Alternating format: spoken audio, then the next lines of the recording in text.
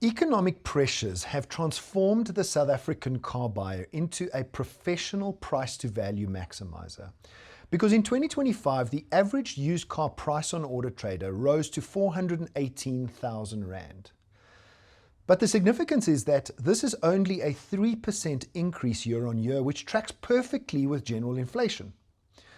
The data also seems to show a market that is concentrated towards the youth as well as car reliability.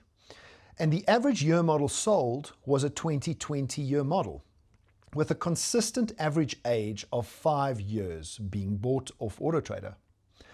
Hatchbacks and single cabs have continued to hit the sweet spot at around 3 Rand per kilometre for the total cost of ownership for 4 consecutive years.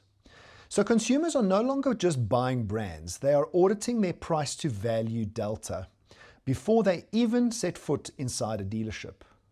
66% of all used cars sold had a great or fair price rating according to Auto Trader Intelligence.